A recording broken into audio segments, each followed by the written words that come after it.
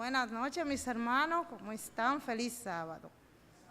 Iba a predicar una aventurerita, pero está nerviosa, como ustedes pueden entender.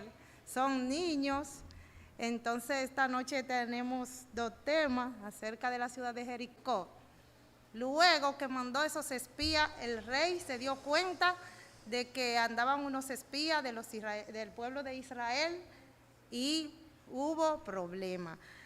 Salieron todos los soldados a buscar a esos dos espías, pero una mujer muy valiente lo escondió en una pila de lino que había en su casa. Luego que ella hizo esa hazaña, no lo pudieron encontrar los soldados. Entonces, la que escondió a esos dos valientes espías fue Rahab. Rahab era una mujer que conoció, había escuchado que Jesús era el Salvador y que podía salvar al pueblo de Jericó de toda la maldad y la perversidad que había. Luego que ellos no lo encontraron los soldados, ella lo bajó por una ventana y ellos regresaron al pueblo de Israel. Cuando regresaron al pueblo, le dijeron a Josué cómo iban a entrar a tomar la ciudad. Hicieron un plan. Luego que estaban ya todo formado, Dios le habló en un sueño a Josué y le dijo que él debía llevar a los sacerdotes con el arca para poder cruzar el río, porque no iban a poder cruzar el río porque no había puente. Imagínense ustedes, todos los soldados iban a tomar la ciudad de Jericó, pero no había puente. Luego que pasó eso, todos salieron con el arca del pacto y los sacerdotes. Cuando los sacerdotes pusieron el pie sobre el río, se abrió un camino y pudieron pasar los soldados para la ciudad de Jericó, para tomar la ciudad de Jericó. Caminaron hasta llegar a la ciudad. Luego el Señor le dijo que tenían que darle 6 vueltas a la ciudad de Jericó cada día, pero el séptimo día tenían que darle 7 vueltas. Eso hicieron el pueblo de Israel en obediencia a lo que Dios le había dicho a Josué. Entonces, cuando ellos dieron la séptima vuelta, las murallas se derrumbaron, gloria a Dios, y pudieron tomar la ciudad. Pero Josué le dijo al pueblo: no tomen nada, oro ni plata, solamente tomaremos una pequeña porción para el templo de Jehová. Luego de que ellos hicieron eso, no podían tomar nada porque era pecado tomar esos instrumentos contaminados, porque esa ciudad estaba contaminada. Y ellos no podrían tampoco reconstruir la ciudad. Entonces, Josué dedicó la parte que tomó a Dios en el templo de Jerusalén. Esta historia fue tomada de Josué del 1 al 6. Y el Salmo 119, 130 nos dice: la exposición de tu palabra alumbra. Gloria a Dios. Vamos a orar para seguir con el segundo tema. Querido Jesús, te damos gracias por este día. Tú sabes, Señor, que esta humilde sierva no le tocaba esta noche, pero tú la pusiste, Señor. Dame palabra. Bendice a todos los niños y a los adultos que están aquí. Ayuda a que este grupo pequeño que está aquí escuchando la palabra de Dios sea tocado por tu Espíritu Santo y ellos puedan venir a tus pies, Señor. Perdóname, Señor, si he pecado y si te he ofendido en este día, tu día santo, Señor. Ayúdame, Señor, cada día a ser un instrumento de tu amor. Habla por mí, actúa por mí. En el nombre de Jesús, amén. La segunda historia es los viajes asombrosos de Pablo. Podemos ver que Pablo y Silas estaban predicando la palabra de Dios. Entonces llegaron a un lugar donde había una señorita que estaba poseída por un demonio. Entonces había un hombre que la tenía para hacer esos asuntos y él cobrar dinero. Pero Pablo la liberó con el poder de Dios a esa joven. Luego que Pablo liberó a esa joven, los soldados lo andaban buscando y lo entraron en la cárcel a Pablo y su amigo Silas. Pero ellos no se pusieron tristes porque estaban en la cárcel, ellos estaban gozosos. Así como yo estoy gozosa porque lo veo a ustedes aquí escuchando la palabra de Dios. Ellos estaban cantando la noche entera, cuando ellos estaban con grillete en la prisión, estaban gozosos. Y en ese momento ocurrió un gran milagro. Las puertas se abrieron y se le quitaron los grilletes a Pablo y a Silas.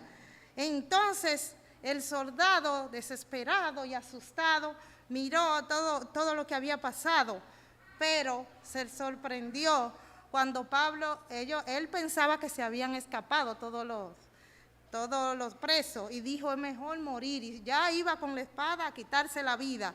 Pero en ese momento Pablo le dijo, no haga tal mal, porque todos estamos aquí. Entonces el hombre creyó en Dios y vio que eso fue un milagro de Dios, que ellos estuvieran todos ahí, todos los presos, y no se escaparon de la cárcel. Y el soldado, por ver esa acción de Pablo, se arrepintió, él y su familia.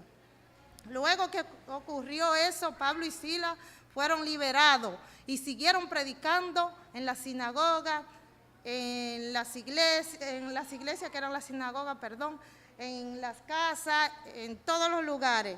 Un día estaban en una casa que era de 2 niveles y había un joven ahí. Y el joven se durmió porque Pablo y Silas estaban predicando por un largo tiempo. Cuando el joven se durmió, se cayó y se murió. Pero Pablo bajó lentamente y le puso su mano y oró, y el joven fue sanado.